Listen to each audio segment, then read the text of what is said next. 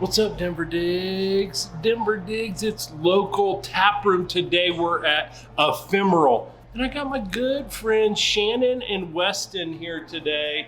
And this is like in my backyard, 28th in York. Excellent location. This location was actually refurbished and repurposed. Thank you guys for having me here today. Thank you for allowing me to join the Mug Club, okay? Where I get to decorate my own sticker and all the things. Thank you guys for your time today. Really appreciate it. Congratulations on opening this really cool, hip space. I've seen kids in here. I see product on the shelves. I see a lot of great swag over here. Cool hats and shirts and mugs and water bottles. All the things, and maybe best of all, a whole wall full of taps back there. What can you tell us about the type of experience that our viewers will have when they step inside the door here? So we specialize in bringing out of city tap rooms, breweries to our tap room. Okay. We will do pop-up style, so one brew at a time. Anywhere from 15 to 20 taps.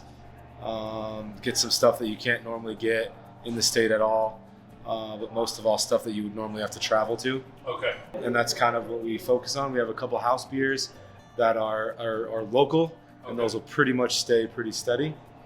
And other than that, just a good time, nothing crazy, family-friendly atmosphere. Okay, cool. Yeah. Now you have a history in the brewing business, correct? Yeah, I've worked for breweries for a little over 10 years. Okay. For Aspen Brewing Company and Pug Ryan's. Okay. Both of which are in the mountains, which is where this idea kind of came from. To get most of their beers, you have to drive to the mountains. So to give them exposure for 3-4 weeks here in town, just kind of helps everybody. Okay. So yeah. Small business supporting small business. I love it. Yeah. That's why I'm here today, right? Is love to just feature cool people with great ideas, and really help kind of like get that name out there and like let people enjoy what they may not usually be able to or understand.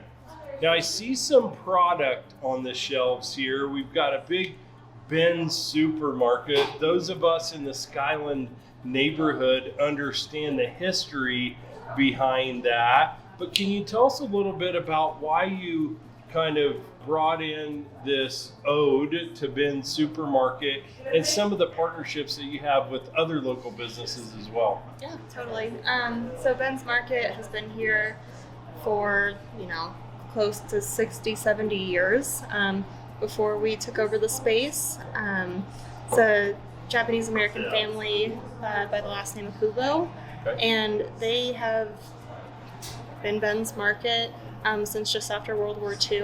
Okay. And it's definitely, we quickly figured out how much of a staple it was in this neighborhood. And Ben's closed well before COVID, but there was still like that need for that local quick stop for everybody in the neighborhood. Okay. And the second that we found this spot, we realized how much of a legacy and important part of the neighborhood that was. So we, are doing our best to help that legacy live on, trying to be as hyper local as possible. So we have the Real Deal Pickles, where one of the owners actually lives just down the street from us. The other one's in Park Hill, so that's pretty super local.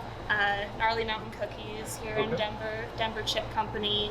We've gotten to know really good people. Queen City Coffee and Five Points, who we're also featuring on our coffee menu, which we have running all day as well. Okay, so you can get coffee, beers, kombuchas.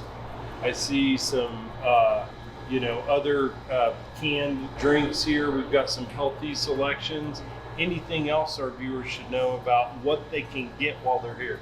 Yeah, well, just as Ben's had, if you are missing baking soda in your recipe, you can just run on down here and grab that, as something quick, so you don't have to be driving 10 minutes out to the local grocery store. There's nothing over here. Right. So that convenience factor, but then also somewhere you can get that, also grab some iced tea, sit down, spend some time in here from 7 to 10 p.m. open all day. So I popped in, I've got some great friends. They're like, hey, we got to be part of the mug club. Like, I think we got in towards the end of the mug club offering. And so that's really cool.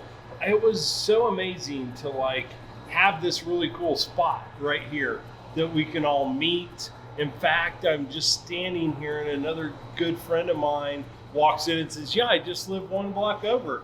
So it's now I can see these awesome, just continuing building relationships and having a little spot that we can all meet and have fun. And some of those folks have kids. So, this is a kid-friendly place. We've got comfortable couches. We've got tables if you want to come in and plug in a laptop and get a little bit of work done and things of that nature. So that's pretty awesome. I've had the opportunity to spend some time with you guys. I know you guys have worked really hard to get this up and running. I happened to see most of the construction and remodeling as it was going along, and so there was a ton of excitement. I know you guys probably just, it's well, let's have another sip of beer since you're talking about that. I know that process can be pretty wild and crazy too. I just took the recommendation of the beerista. I just made that term up. I don't know if that's a real term, but I took Doug's recommendation there. What can you guys tell our viewers about how you're making selections on what brewers or what types of beers to feature here?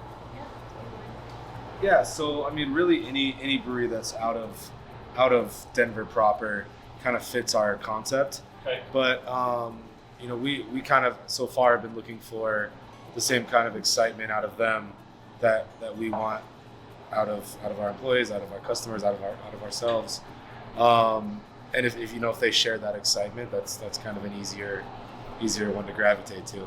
Okay. And it's also it's mostly any brewery that maybe you've seen before, maybe you haven't even heard of, but either way you can't access their full portfolio. Okay. So Toppling Goliath, for instance, our first brewery, you see Pseudo-Sue, King Sue, and Pompeii in Denver, starting to more often, but you haven't tried their kettle sours unless you've gone to the great state of Iowa, and most people don't have time to go out there just for a brewery visit. So this is a time that we can actually show people everything the brewery is about at one time. Okay. Love it, guys. Thank you again for having us. Thanks for the tasty beverage here. And you guys mentioned this, you have high expectations for your employees. I've been in here a few times and it's just you're always greeted with a big smile, and everybody, is so welcoming, and there's always been a nice little hustle and bustle in here. So it's great to see your guys' early success, and look forward to continuing to support the business as we move forward. Thank you. Anything else you feel like we left out today that our viewers should know when they come down here to visit you guys? Have empanadas soon. We will. We'll be serving Maria empanadas, breakfast and otherwise. Okay. You can always find what brewery we're hosting on the website or on Instagram. Okay. And an updated list on Untapped beer list. We love being here. Beautiful. Whether it's beautifully crafted, awesome cold beer here, or you need to grab something just for the road, or you want to support a local business by rocking a nice hat or a t-shirt, this is the spot to be. Come on down to Ephemeral at 28th in York and experience what you guys have created. Thanks again. And Denver Digs, we're signing off. Until next time.